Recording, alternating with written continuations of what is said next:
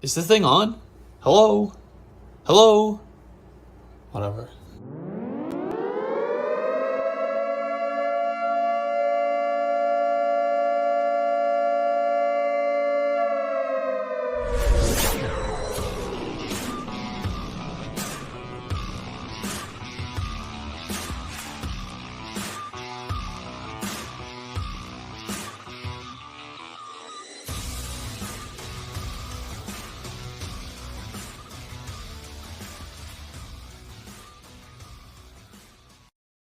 What is up, guys? It's Alex Johnson here, the founder and lead analyst at yardsperfantasy.com. Welcome to the 116th episode of the Feed Me Fantasy podcast. Let's eat. The Scott Fish Bowl is 1 day away. Less than a day. It kicks off in less than a day tomorrow, and they've already had some of the live drafts starting this weekend. It's here. It's here. The official kickoff of the 2022 fantasy season is here. I am excited. I got the SFB Podathon here on in the background. I've been watching that for like 30 hours straight at this point. Our guy from Yards for Fantasy, Keith James at High on Sports 28, he was on this morning on the Podathon. And they got him into the Scott Fish Bowl live on air. They got him in, baby. Hell yeah. Hell yeah. So that was pretty cool to see.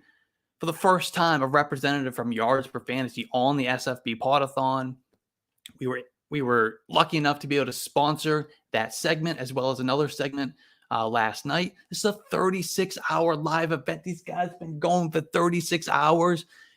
Well, not at this point. They're gonna end up at 36 hours. At this point, I think it's been about 30 or so. It's such a cool event. Donate what you can. Just the link, go to the link, SFB Podathon on Twitter. We shared it on the Yards Per Twitter account as well. And during this Podathon event, we are donating $1 for every person who joins the Yards Per Fantasy Discord channel during this Podathon event. So if you're not in our Discord, one, you're missing out. Because we helped people win leagues last year. Unfortunately, I kind of let the Discord channel die a little bit during the off season. We're going to get it back up. For the season, for training camp, for preseason. We're going to kick ass, and we're going to help people win leagues again this year. So join our Discord, and if you do it before 8 o'clock today, we're going to donate $1 to the Podathon fundraiser on your behalf. So thank you for that. And like I mentioned last week, we are also donating 50% of the proceeds through tomorrow of our 2022 projections template. So if you're making projections for the 2022 season, if you plan on doing it, if you want to check it out, go buy it right now. yardsperfantasy.com/projections. That's going to get 50% of your payment is going to go to the Podathon fundraiser, Toys for Tots, all the great charities that they support. I'm excited about that. But today we are talking running backs. We talked running backs last week, running backs that I'm refusing to draft in 2022. Go back and check that out. This week we're talking the running backs that I love to draft. I love to draft these guys, especially on Underdog Fantasy. Use promo code YARDSPER. Get a 100% deposit match up to $100.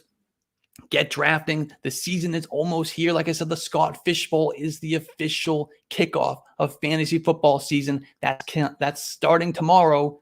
So here we are. If you're not drafting on Underdog at this point, you're missing out. Use our promo code. Get that deposit match. You got to do it. So running backs.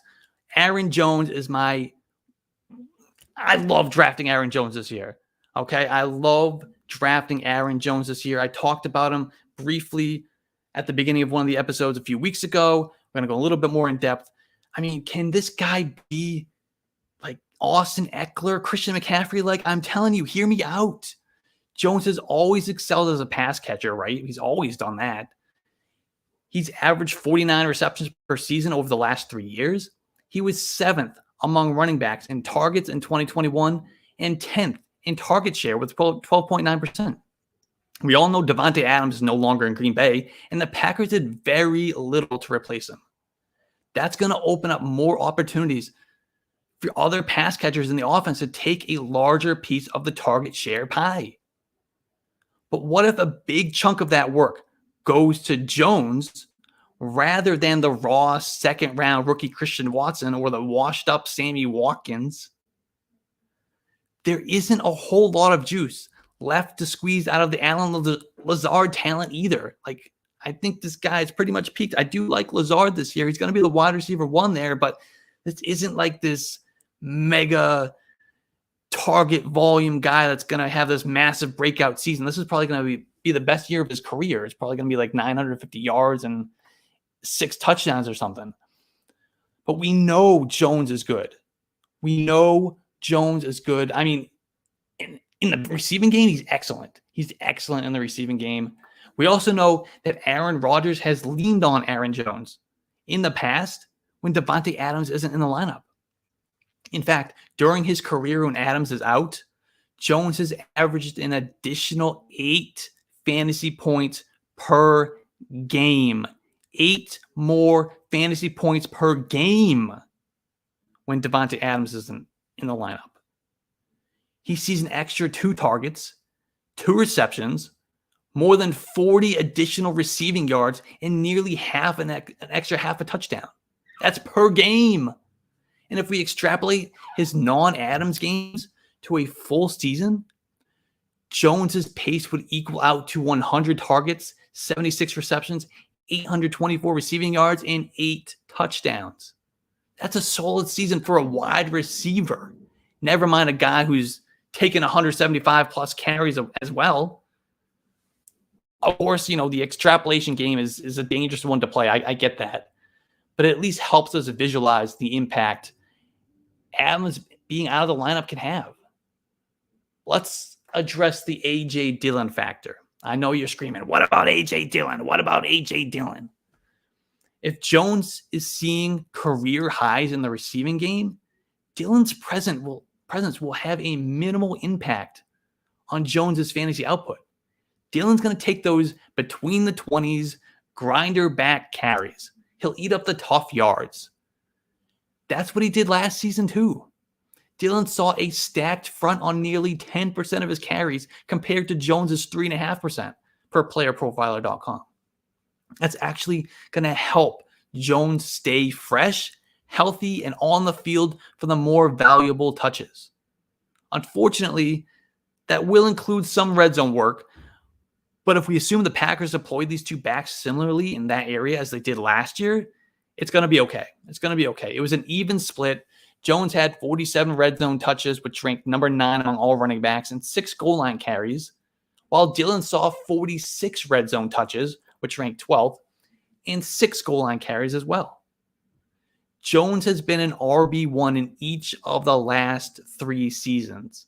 That's his floor. Twice, he was in the top 5 in fantasy points per game. Now he has an opportunity for a 100 target season. The path to overall RB1 has been paved.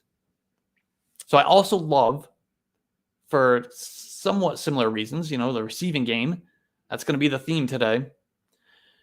Travis Etienne. I was all in on Travis Etienne last year before the preseason foot injury knocked him out for the season. Now he's back healthy, and he's returning to an even better situation than he was entering into last year as a rookie, rehabbing a late season Achilles injury last year. He's gonna be watching from the sidelines in training camp as Travis Etienne establishes himself as the top dog in the backfield. This is a former undrafted free agent coming off a significant injury against a young and now healthy first-round pick who is far more dynamic. I'm not saying Robinson's going to be relegated to full backup duty. When he's ready to go, he's still going to have a role as the between-the-tackles grinder. But Etienne will see the majority of the work, and more importantly, he'll be used a ton in the passing game. Let's not forget, Travis Etienne was a dominant producer at the college level. He had back-to-back seasons with over 1,600 rushing yards during his time at Clemson. He scored 78 career touchdowns, and he caught an incredible 102 passes. The Jaguars have upgraded the offense this offseason. That's going to give Etienne and former Clemson teammate Trevor Lawrence every opportunity to thrive in their second season. They brought in a respectable coaching staff finally. They spent up big in free agency to improve the weapons. They upgraded the offensive line. We can easily project 200 carries and more than 50 receptions for Travis Etienne. And that feels like the floor. His upside is like the full Austin Eckler role. 210 carries, 90 targets, double-digit touchdowns. That's a league winner, and you can get him in the 4th round. Another league winner, you got to get him a little bit earlier, but another league winner is DeAndre Swift. DeAndre Swift, I love me some DeAndre Swift. It seems like he's underappreciated every season. And yet he's finished as the RB16 and the RB10 in fantasy points per game over the last 2 years. And that's while playing on a bottom of the league Lions offense. And they've now upgraded the offense just like the Jaguars have, which will improve the efficiency, create more opportunities, and it's going to create more red zone trips. And either way, Swift will continue to rely on his elite fantasy traits as a pass catcher to rack up the fantasy points. In 2021, Swift was second among all running backs with an 18.4% target share. That's huge. That's huge. I mean, even some of the top tight ends in the league don't have a target share of 18%. So there's some good wide receivers out there who can barely get to 18%. And this guy's doing it as a running back. And that resulted in 78 targets with an average of 6 per game, which was 4th most among all running backs. And remember, that was in 13 games. 12 if we don't count him leaving early in week 12 with an injury, and he had just 20% snap share in that game.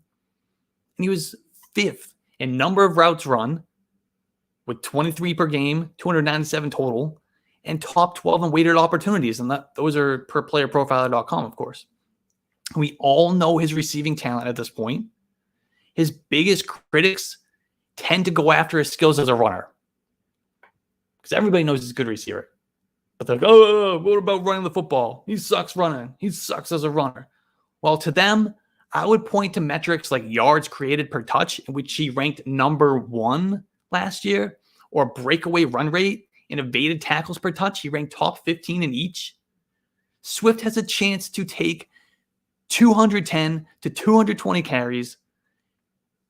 Its pace in 2021, I'm sorry. His pace in 2021 was 204. So a few additional carries, he can get to 210, 220. And with 100 targets, his pace last year was 102.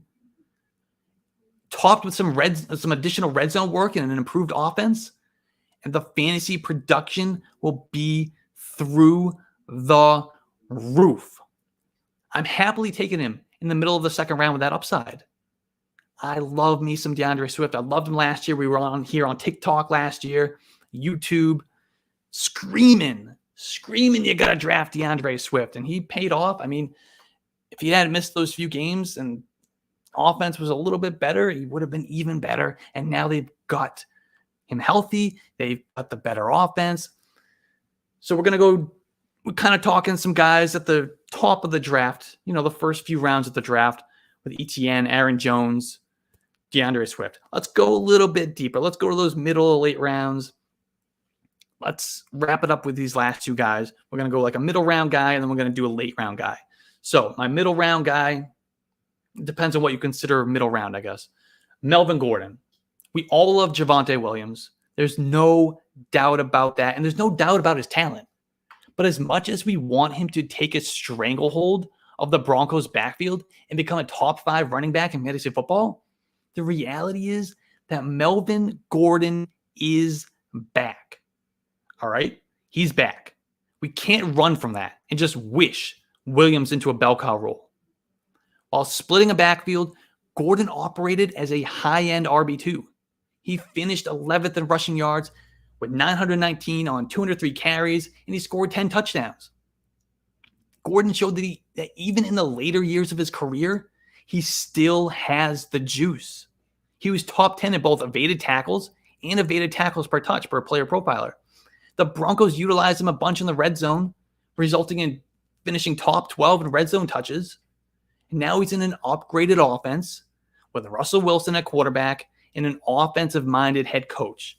None of that, Drew Lock, Teddy Bridgewater bullshit. The defensive-minded head coach. We just want to run the ball, which we talked about that a few weeks ago, why it's not exactly ideal for a running back to be in a run offense. But you can go back and I think that was episode 114, 113 on the Feed Me Fantasy podcast. You can check that out. Anyway, so he's an upgraded offense, upgraded quarterback, got the offensive-minded head coach. That's going to open up a number of additional trips to the red zone and opportunities for Gordon and Javonte Williams to score fantasy points. The offense is going to be more pass-friendly, which is going to naturally lead to ever valuable targets and receptions on check-down opportunities. Gordon is an easy plug-and-play flex, even a low-end RB2. I mean, he finished as the RB21 last year.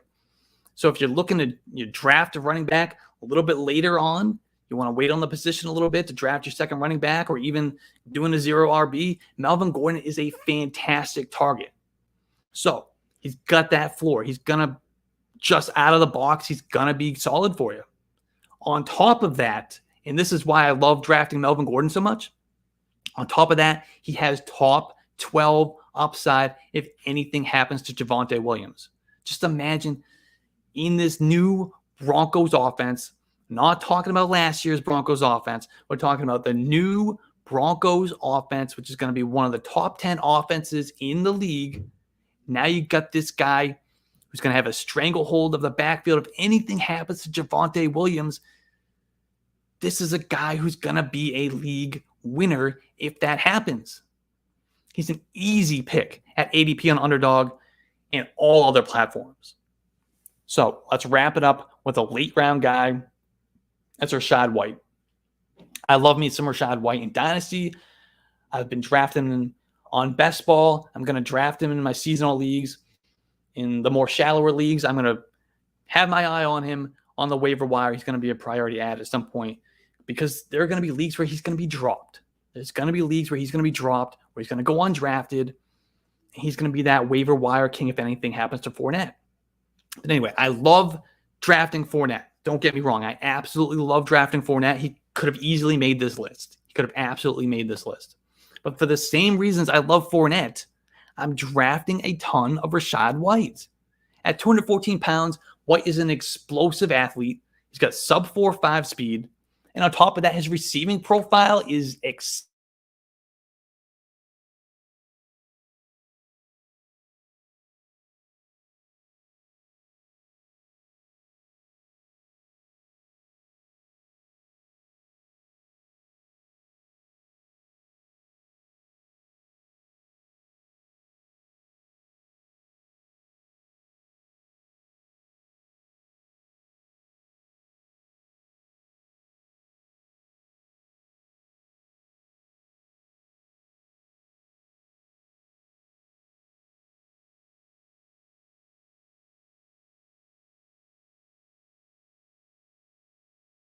he might be washed.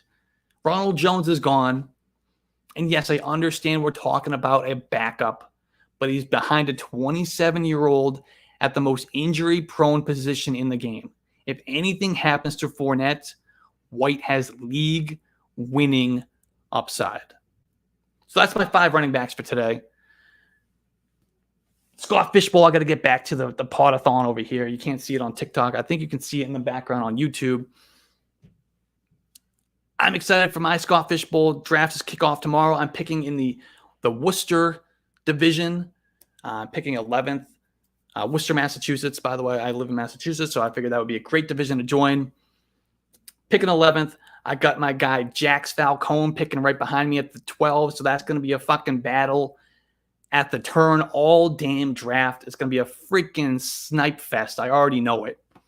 But it's going to be fun. It's going to make it extra challenging and just just going to make that league so much better because there are it's not just Jax, there's some other really great analysts and fans that know what they're talking about. We have a little chat on Twitter for that group. It's going to be a really, really fun division, a really, really tough division, which is awesome. My team sucked last year. I lost Cam Akers before the season even started. Had some other unfortunate injuries. About a couple of years ago, I made it pretty far into the playoffs, so I'm hoping to get back there and repeat that success and maybe even go beyond it.